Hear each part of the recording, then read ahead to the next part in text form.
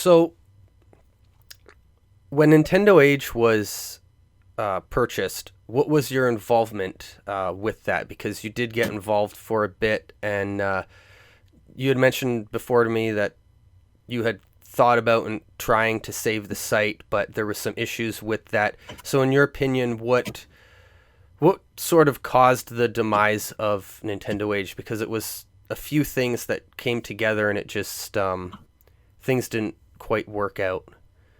Yep. Yeah. So I can speak to that for sure. The basically I was actually excited when Go Collect came on, or came in. It was weird. I wasn't happy about the announcement, as I don't think anyone really was. It was just a very sudden. Yeah, I mean, I guess for anyone not familiar with the exact situation, basically one day we're all minding our business, just chatting on the forum as the usual. And there's a post. The staff were not notified of this. I was on staff at the time on Nintendo Age, just helping out. They only had moderators, so I think I was a moderator. It's been a while, but yeah, just helping out on the site. And suddenly, with zero notice ahead of time for anyone involved at all, including the admins, there was a post from Jeff, the owner of Go Collect, saying, "Hey guys, I own this place now." And then, like an hour or two later, I think Dane popped in and was like, "Hey guys, it's true. Really excited about this." And I'm like, "Of course you are. You sold all your shit, and you're fucking off out of there." I apologize if there's no swearing on this. You can. No, it's okay. Cut. It's an adult. It's an adult. It's an adult sort channel. of Good channel. I mean, we don't try to make adult content or anything on here, except for if you want to go check out my OnlyFans page. But otherwise, I need that link. Yeah. otherwise, pretty much anything goes for the most part. Okay, cool. So, yeah, a bunch of people were pissed. Everyone was pissed, really, because that's like the stupidest, worst possible way you could announce new ownership of a whole ass community. So yeah, that was a bit of a bomb on the entire community. But some of us were still hopeful because, frankly, Dane is the previous owner of Nintendo Age. You may know him from the Carolina collection of graded video games that your viewers may have seen or sold or bought. Yeah, that's the first collection that I became aware of pedigrees within the collecting community. Kind of makes sense, I guess, to have that, but at the end of the day, a lot of it doesn't really matter, right? Once it's in your collection, it's more so about owning it and the condition. But it is, I guess it's interesting to have a little bit of history behind each game if you can. Yeah, I mean, I don't know that the people buying those things, I think they're buying it for the fact that it has history, perhaps, not so much for that the history itself is important to them. Like, I don't have any judgments. You can buy what the hell you want. Yeah. Well, we know it was from a collection that would have been fairly well curated, right? So that that might it's going to be good stuff at the very least. Yeah.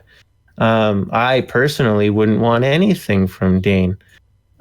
Dude was not the most receptive to help and stuff. Like I offered to him, and that was actually part of why I got on the Nintendo Age staff in the first place. Was like I was like, "Hey, I can help out. Let me help out." And then it was supposed to be like, "Yeah, I can help on the site," and he just stopped responding, as he seems to have done to a lot of people. But regardless, anyway, I don't want to shit on Dane too hard, but well, maybe I do. Yeah, so the whole thing was sold and it was a bombshell. No one knew about it. Like I said, it's very important to note that none of the staff knew. BA, VGD, these are admins over on Nintendo Age. Now, nobody knew. What about K-Thrower? K-Thrower might have known. I don't know.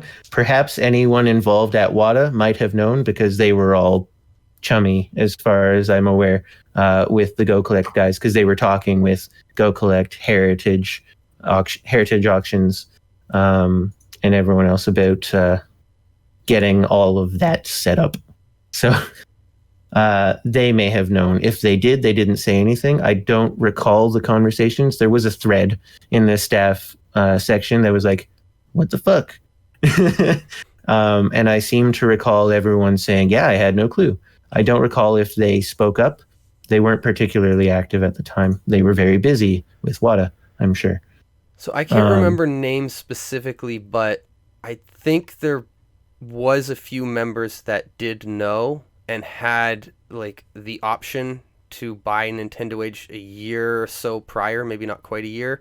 So a few people knew that Dane was looking to get out, but I think what happened was the offer from Go Collect was significantly more than any, and also the option to sell his entire collection and everything all in one go